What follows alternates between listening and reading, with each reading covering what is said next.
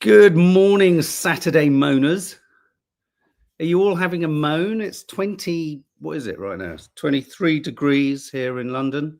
They say it's going to get to 27 degrees, hotter than Corfu. Apparently the BBC have someone standing in Corfu with a thermometer, and then they phone us, and then they ask us, and then we say, it's hotter here, and we go, oh, well, fuck, so how do we know this shit? Morning, Lee Durrant. Morning, Edward Bevington, Becky Fithian. It feels like summer's landed. Thank God, because all I can see is just horrendous queues at airports and on roads and all sorts of things. So thank God the sun has come to us. Dina, are they controlling the sun? Of course they are. You know they are. So they're only letting us have a bit of it today. They're trying to cheer us up. So they're trying to. So basically, distract us. So a good opportunity to sing. The sun has got his hat on. Hip, hip, hip, hooray. The sun has got his hat on, and they're making us all gay in the 70s sense of the word gay. Do you remember when having a gay day was something very different? How are we all? Morning. Yes, Zoe, we watched Kneecap again last night. I want to ask a really important question. Are we on the cusp of being told that if we support a band like Kneecap, because he held a flag of Hezbollah and he's been charged with incitement of terrorism, does that make us all terrorists? Because I'm sure they're going to pass a law, aren't they? Where enjoying the music or the creativity or the profile of a band that is shown a flag, are we all by extension breaching the terror laws? Woohoo, Kneecap. You know what? The stupid thing, once again, the stupidity of the system is if you want to make, and I think they should make them, Kneecap even more popular, try and legislate against them. There's a huge campaign to try and get them knocked off the Glastonbury set. And, the funny thing is they haven't yet. And I know why, because probably 80 to 90% of those people going to Glastonbury will support them. But does that mean that everyone now, according to papers like The Telegraph, who goes to Glastonbury is a Hezbollah terrorist? Probably. I mean, that's the kind of land we live in right now. Oh my God. Best film of last year, Alison Barber. It was my second time watching it. It's lovely. It was lovely watching it through the eyes of, we watched it with Kiki and I watched it with Nads. I knew they'd like it, but I didn't think they'd like it as much as they liked it. They loved it. So happy Nads enjoyed it. Yeah, Zoe loves that you enjoyed Kneecap, Nads. Yeah, I knew she would. Yeah, we all knew. I love them. When you just look at Ireland, just look to Ireland, people. Anyway, what are we talking about? So, as I say, we haven't got pieces of paper everywhere. This is lovely. This is digital news. So, top news story, probably in most of the papers today, is Elon Musk leaving the White House with a golden key, but also a black eye. I mean, I'm going to be honest. I'm going to say something that's perhaps contrarian, counterintuitive, perhaps swims against the stream. In this photo, I feel a little bit sorry for him. I've said it. I feel a little bit sorry for him. I really do. Let me pop him back up. Does anyone else feel a little bit? It's like it hasn't gone his way, has it? So basically he's had his 130 days in Doge, trying to cut trillions, and then old Trumpy baby went and undid it by basically saying he's going to give everyone a tax break. So didn't he say Trump's wife did it? No, he said X did it. Though there is a rumor mill in the White House. The rumor mill in the White House is that one of Trump's, I forget the name of it. Is it Stephen? I forget the name. Stephen Miller, is it? Maybe. I feel that there's the suggestion behind the scenes, get this, that the wife of one of Trump's inner circle has been posting incessantly about X and SpaceX and Tesla and all this kind of stuff. That maybe, is it Stephen Miller?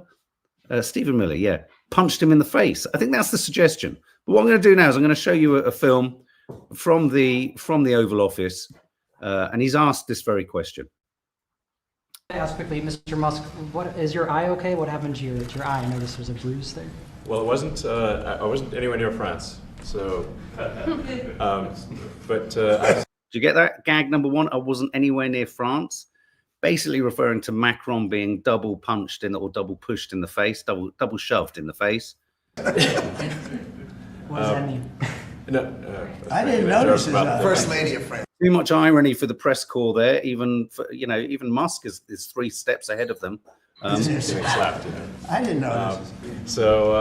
Yeah, no, I was just walking around with little X, and I said, "Go ahead, punch me in the face," and he did. Turns out, even a 5-year-old punching you in the face actually does. That was X that did it? Yeah, X could do it. If you knew X, you I could saw his do mom it. right now. Did you hear that from Trump there? That told us everything we need to know. If it was X could do that. Trump's had his own run-in with X. And I think Trump would have liked to have given X for Black Eye himself. So yeah, he was old Elon Musk, but he was given the golden key. He was given the golden key, which I think is just lovely, isn't it? A golden key. I just want to thank Elon for his time as a special government employee. Can you imagine? They call him an employee, but it's a special government employee, and for coming and helping us. And he really has changed the mindset of a lot of people. A lot of people thought, maybe we'll cut 1% or 2% or 3%. Then they said, wow, we can cut a lot more than that. And we're going to do it very surgically. We're going to continue on the march. We're making America great again. We have here a very special key that I give to very special people. I have given it to some, but it goes to very special people. And I thought I'd give it to Elon as a presentation from our country. Thank you. Thank you, Elon. Thank you. Take care of yourself. Thank you. What an odd 130 days it's been for Musk, really. And he goes out, handed a key with a black eye. Right. Donald Trump referred there. I've given this to a few people, special people, including Bibi Netanyahu. Yeah, that's the kind of special people he's given that key to. But in other news, the New York Times is reporting, and other publications are reporting, there he is getting the key. Elon Musk allegedly took large amounts of drugs, including ketamine, while advising Trump. Doge head at Times says the New York Times took dissociative daily drugs, along with ecstasy and psychedelic mushrooms. Apparently, he took so much ketamine on the campaign trail, it caused him bladder problems. And he traveled with a daily supply of approximately 20 pills, the identities of which his... 29, the identities of these pills, even his inner sanctum, were not too clear about. The world's richest man regularly consumed ketamine, ecstasy, psychedelic mushrooms. It could account for his somewhat erratic behavior, such as sudden Nazi-like salutes at political rallies, running around with chainsaws. So, the guy was the guy was high. The guy was high as a kite. And I just wonder whether that black eye has anything to do with that too. Maybe he just sort of walked into the table. Lucy, what's that? Lucy's going, Lee, I reckon you should just scream. Can't avoid it. What's that? Lee Dar. I hear we are make America great again. Make America great again, MAGA. MAGA is the greatest thing ever. It's bigger than me. Did you see there was an advert for Donald Trump to win the 2040 election? I mean, he'll be dead. Talking about how Trumpism will just live on. Drugs claim in the Mirror, Elon Musk took so much ketamine on campaign trail, it affected his bladder. So this is everywhere. Elon Musk's black eye was the panda in the room at his final farewell. Outshone by a shiner, the billionaire spent much of his send-off as a bit part in a bigger show. You know what? I feel a little bit sorry. Does anyone feel sorry for him at all? I mean, I know he's we could all, I'm sure we could all forget the money. I know people with extraordinary wealth means that we should hate them all. But does anyone feel a bit, I mean, it hasn't gone to plan, has it? I suppose that's a part of it. I think he looks sad as well. And he clearly struggles with his mental health. I mean, I'm not laughing about the mental health bit, but just bloody, no, not at all. No, I feel sorry for his shareholders, says YT user. Okay, there's no love in the room for Musk. All right, read the room, Mark, read the room. Moving on. Obviously, yesterday, this is the chap who was responsible for the awful violence, Paul Doyle, in Liverpool. He was in. Sorry, let me just fire this up again. Everything that happened to his, he was in court yesterday. Now, does anyone else think? Does anyone else feel this is an image of the chap who drove the car into crowds, leaving 79 people injured? Who feels that the front pages of all of the papers sought to do nothing other than totally humanize him? Company director, married with kids, lovely person, sort of complete. No, we don't know anything. But who? I'm telling you now, there was a tonal difference in the coverage of this man versus other appalling incidents that have happened in the press. Really be saying anything because he's been charged. Well, no, he's in court today. But interestingly, what they have also said is that when a cursory search of his online accounts shows that he's, I think, Farage up to the hilt and the Potato Brothers and all the rest of it. And apparently he was high on drugs. So he appeared in court yesterday. He made no indications of his pleas after the charges were read out to him. He is accused of 2 counts of wounding with intent, 2 counts of causing grievous bodily harm with intent, 2 counts of attempted grievous bodily harm, and 1 count of dangerous driving. And the charges relate to 6 victims, including 2 children aged 11 to 17. Steroid rage, says Lin J. Okay, well, again, like you say, there is some speculation there. But I just thought it was curious. I just thought there are curiosities around this story. This is curious. TfL blocks ads on the underground calling on people to lobby MPs to decriminalize abortion. This has long been a thing for me, actually, growing up in London, is how pressure groups will hijack the kind of advertising hoardings on the underground. But London Transport Body says allowing BPAS adverts on its network could bring police and City Hall into disrepute. Transport for London has blocked adverts that urge people to lobby their MPs. Let me find the advert. Because it claims they could bring Parliament is expected to vote on whether to decriminalise abortion in England and Wales in the coming weeks, with amendments tabled to the Criminal Justice Bill seeking to change the law. I just think we need to be careful, because in the same week that you guys drew our attention also to this story, which was the woman in America who's being kept alive. She's essentially an incubator for her baby. This is in Georgia. Adriana Smith, this is the woman here, is being held, described, quote, as being held hostage by heartbeat as she's kept alive to incubate the fetus inside her. Zoe Beatty, writing in The Independent today, says she is harrowing proof that the US is living in The Handmaid's Tale. But in the UK, where more women are being prosecuted for illegal abortion more than ever, we can't be complacent. Also, in the same week, earlier this week, we were talking about how, any sudden miscarriages or stillbirths and things like that, the police are being given permissions to go to your home and search through your phones, social media apps, look through your apps. If you've got period, the period prediction apps, it's just like, what? And I suppose it's easy to think, sort of sat here when, okay, I haven't got any time for Keir Starmer's Labour, but you just assume that even under Keir Starmer's Labour, there isn't going to be a slow encroachment on the rights of women to have babies. But I think these adverts on the underground, I think, also speak to the increasing influence of the sort of, the anti-abortion crowds in America. And what do you make of this story? It is dystopian, Lin J, isn't it? There's this woman who's just, it's because of the abortion by mail pills now that mean people can skirt the 26-week window. So do you think it's right that the police should be able to go in and check? The unborn baby, Bridget M, apparently will have massive health problems upon birth. Who's looking after them once they're born? Well, this is something that we always say.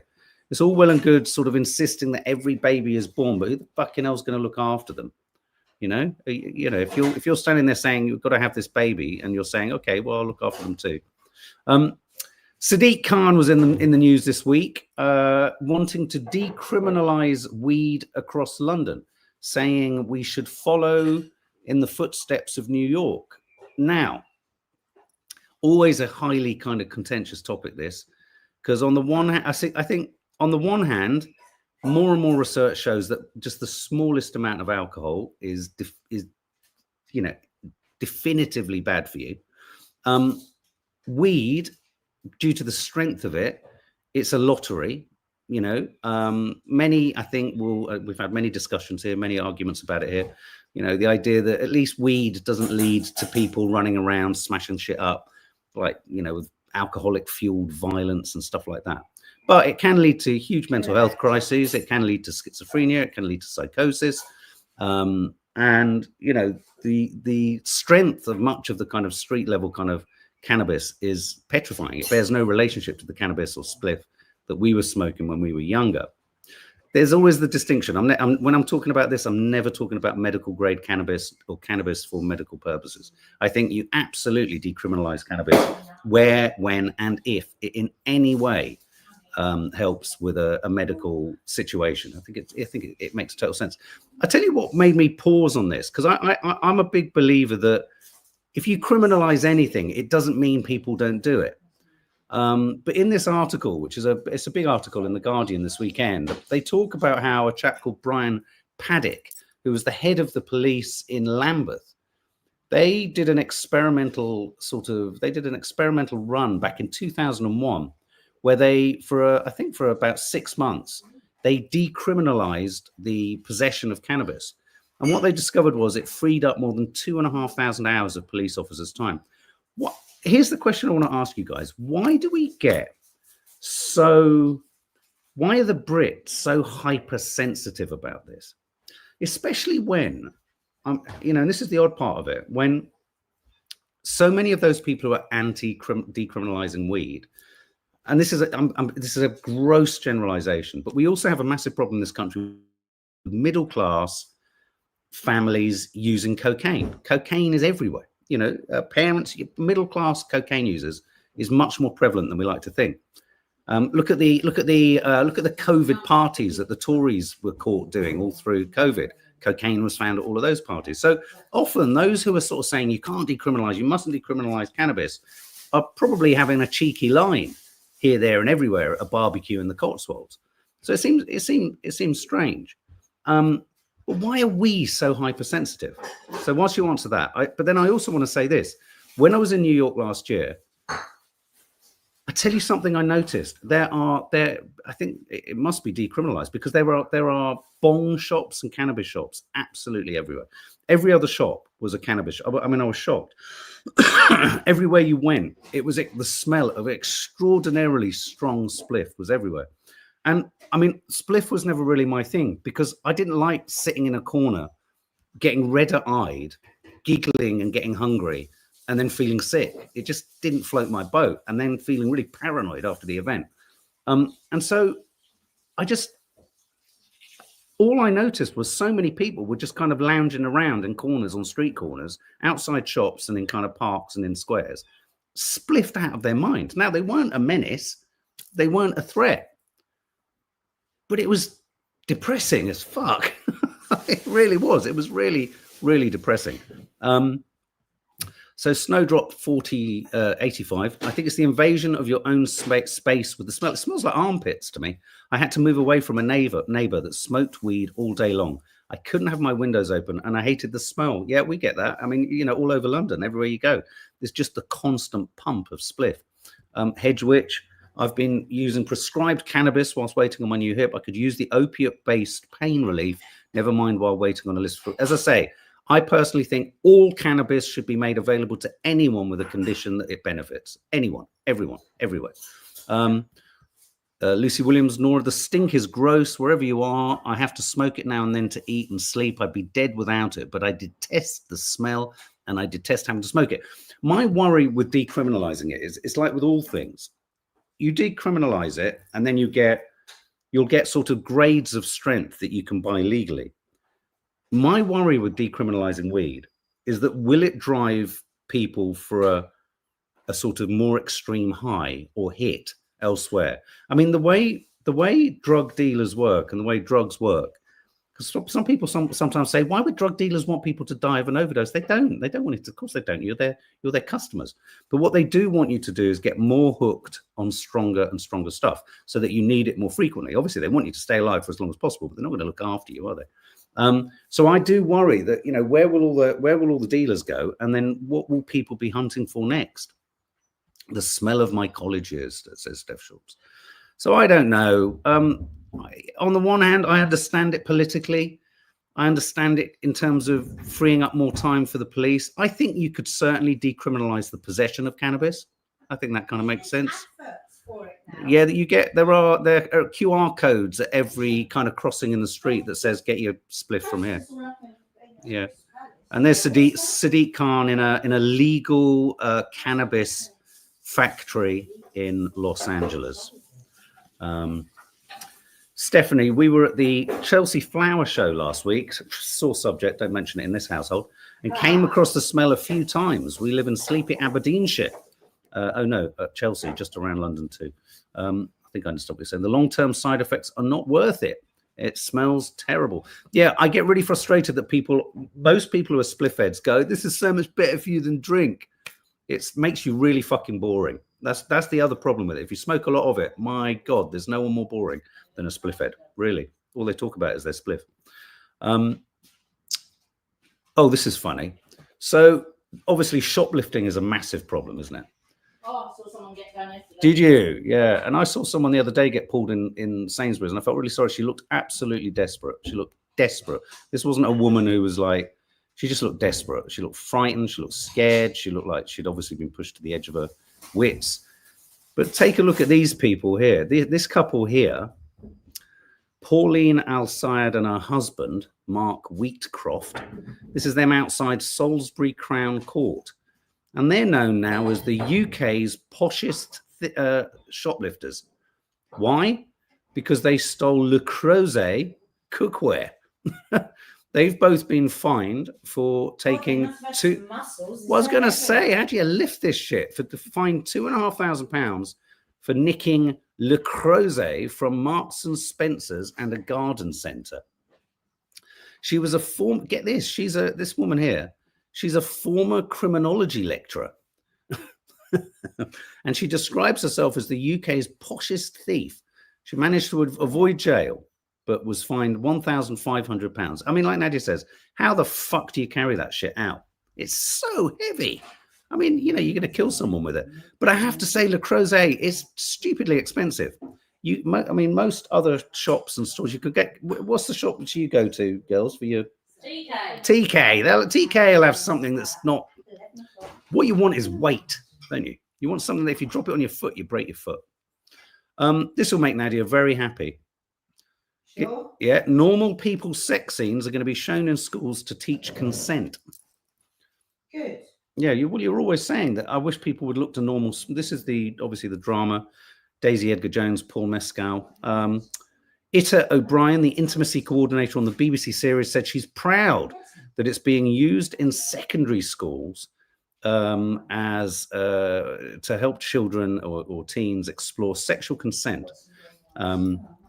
And I think this is good. I think, it's not often, and we commented on it at the time, it's not often you get a show where intimacy or sex or, just having a good time is, I like that. Cruesset de Ville. Yeah, I know what you mean.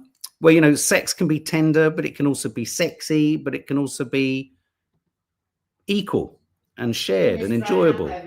Huh? Well, no, but also Every bloody week. we're talking about positive role models for kids. You can't pretend kids don't have sex.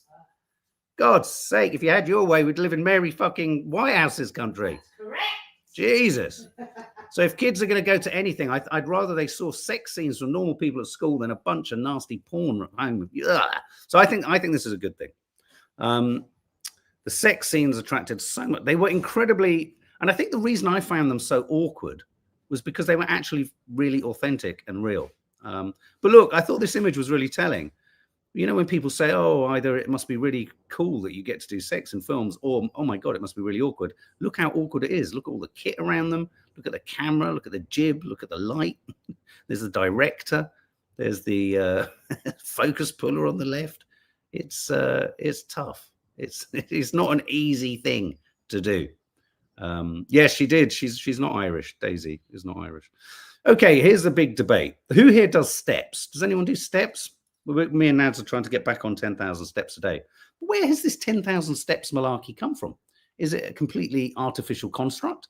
Do we need to do 10,000 steps? Does everyone, if you've got smaller legs, maybe you don't have to do as many steps? And I've noticed that when me and Nads walk the same distance, I've done fewer steps than her because she's got tiny little Nadia legs. No, I haven't. She has. She's got toddler legs, little tiny Nadia legs with tiny little feet. So the question here is, A, how much do you, it wasn't a film, by the way, Golder, it was a series. How many steps do you walk? Bonnie Loss, I'm on the 10K steps trip.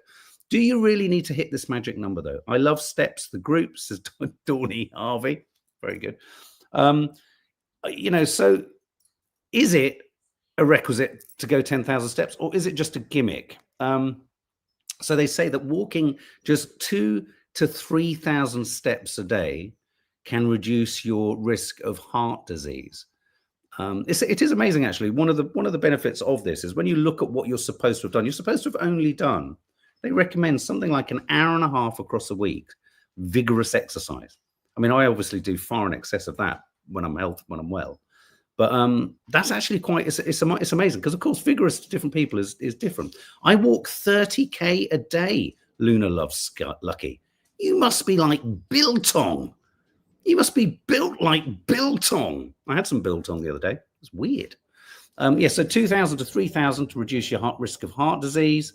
Walk 4,000 steps a day to reduce your risk of dementia. This is quite nice because if you can't hit that 10,000 in a day, you can use these and you can think to yourself, wow, well, at least I hit 4,000, so I'm not gonna get dementia. Well, no, it's not that simple, but you know what I'm saying. Look, as blokes, we like a simple solution. And that's what I'm going for. One of the most crucial things about reaching the 4,000 to 5,000 daily step count is that it starts to reduce your risk of cognitive decline. Yeah, there you go.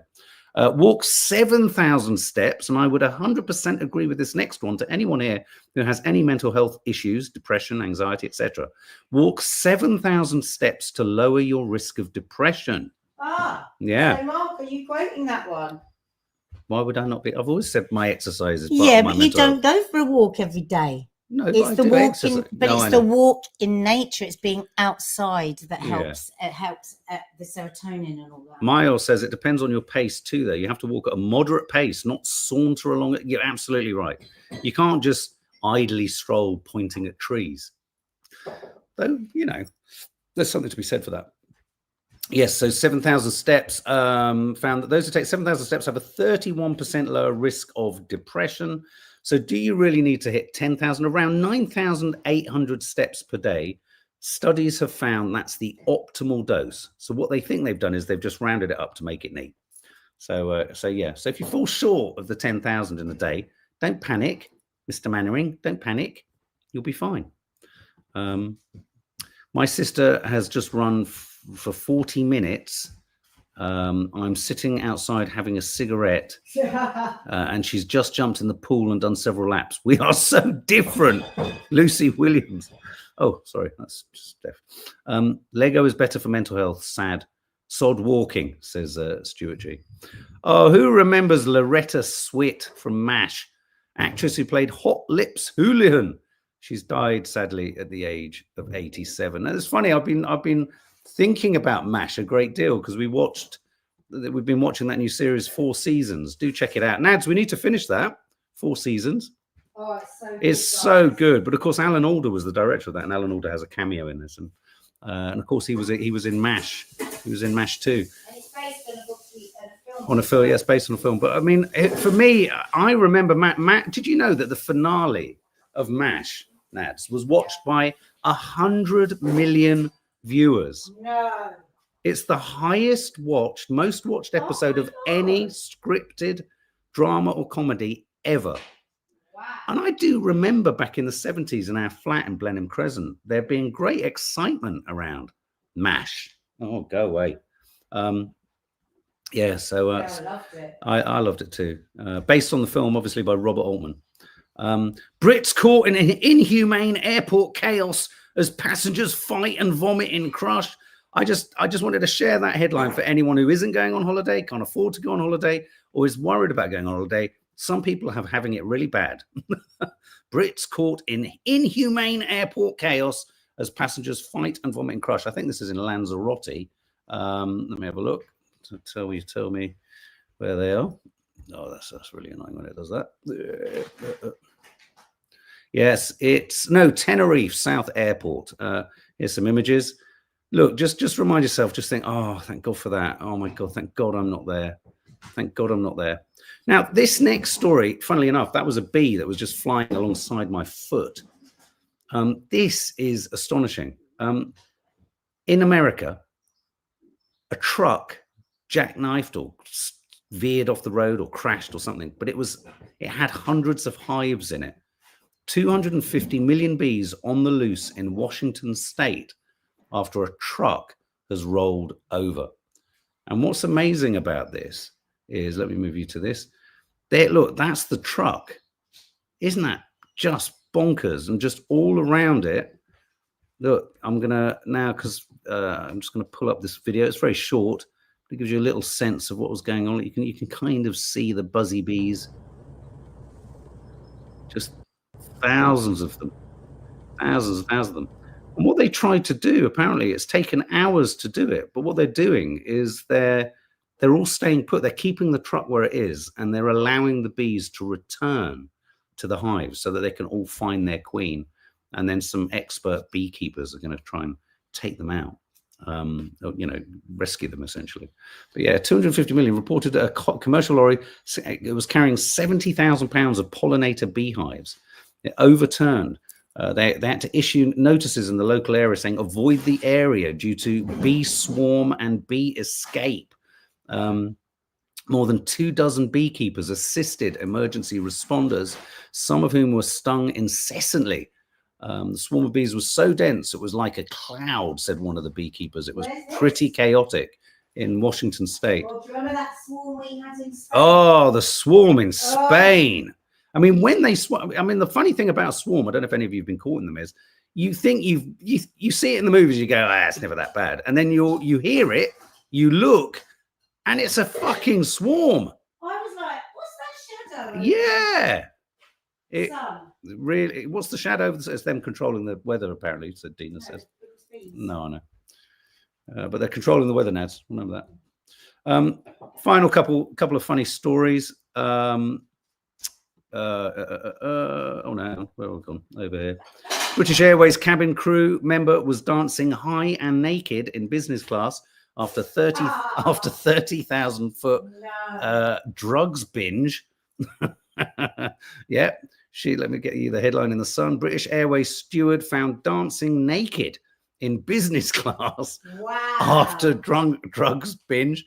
And angry crew members had to work the entire flight without breaks to cover for the naked crew member. That's what minute. Yeah, that is a rock bottom and a half. Colleagues searched the aircraft when he went missing. Get this. I mean, so they were searching for him as they handed out food and drinks on the busy jet. The in-flight crew boss was then stunned to find him completely naked and jigging up and down in the Club World cabin loo.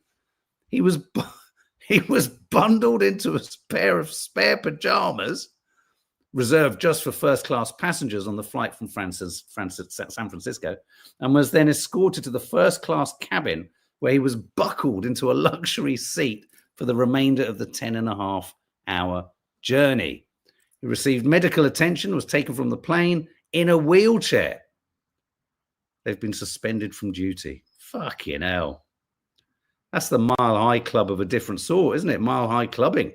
Oh, I had a swarm of flying ants. Don't talk about that. That happens every year, doesn't it? Lynn J has just gifted 5 memberships to people. If you are commentators, if you're supporters of the channel, if you're fans, but you're not yet members, the algorithm will choose you at random. That's very kind of you, Lynn J. Thank you so much. Yeah, craziness. Now, this is an odd story. I'm going to show you a clip. All of my bloody clips, we had a crash just before, a digital crash before we came in. I'm going to show you this clip. And yes, guys, believe what you're hearing. dirty little boys. Are you interested in my body? Wash? Well, you can't have it. Because this isn't for boys, it's for men. Hello, you dirty little boys. Are you interested in my body? Wash? Well, you can't have it. Because this isn't for boys, it's for men. Yeah, that was Sydney Sweeney. Sydney Sweeney is to sell soap made with her bathwater. The American actress said she was flooded with requests after appearing in an advert last year. I can't wait to hear Dean. I'm going to play this once more once Dina's back in the room. Sydney Sweeney. Here is an image of the soap, which is priced at $8 a bar. Dina, I think you might quite like this. Yes. Yeah, this is a soap bar Yeah. by the actress, coming from the actress Sydney Sweeney. And it's a soap bar made of her bath water after bathing in it. And this is the advert that goes with it. You dirty little boys. Are you interested in my body? Wash? Well, you can't have it. Because this isn't for boys, it's for men. Yeah, so she... What's it? What? You've got to do this, Nads. You've got to do it. Nadia's got to do the fucking skit on this. Oh my God. Now, to be serious, they're making it's a limited edition thing, and the soap priced at $8 will have a limited run of 5,000 bars and will go on sale on June the 6th. I think she's taking the piss out of Gwyneth. I don't think she's doing this as a kind of, but it's very funny. It is very Gwyneth Paltrow, isn't it? Your dirty bathwater. I wonder if some people will get a toenail in it. Who would buy it? Just as a kind of collectible. I don't know why.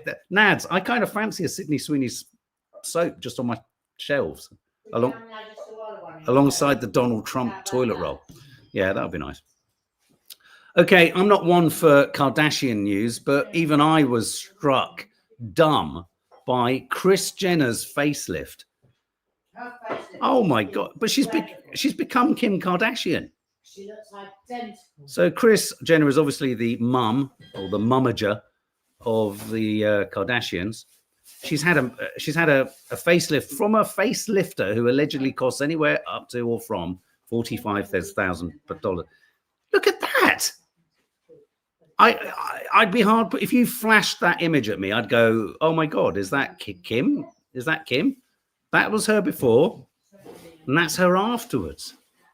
They've completely carved a new face out of the edifice that is her face.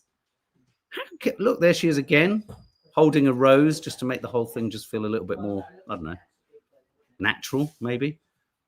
Look, there she is. I mean, doesn't she look like Kim? Insane. She does look amazing. She looks amazing. I mean, she looks amazing it's not her head.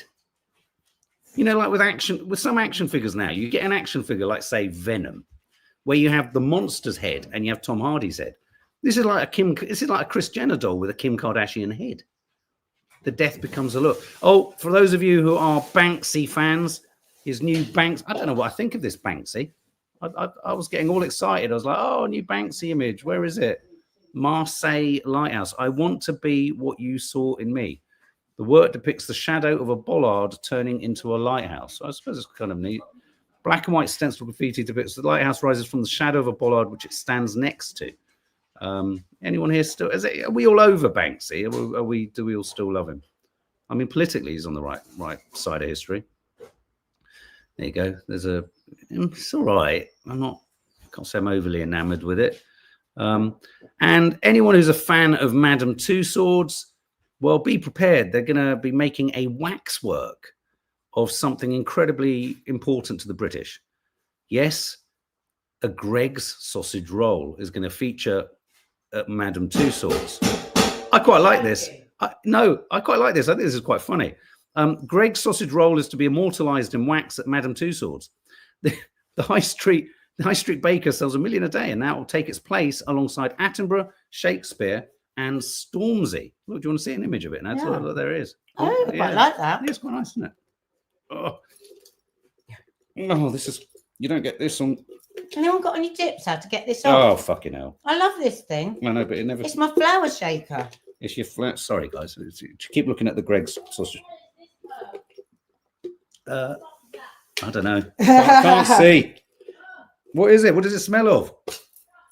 Oh, God, thanks. all right. Brilliant. Clowns are ditching red noses, big shoes, and face pies to reinvent scary image. Clowns are too fucking scary. It's true. Who's afraid of clowns? Clowns now, I've noticed that a lot of things. Clowns, what are you doing? Leave my plants. That's lemon verbena. She's just chopping it all off and then throwing it.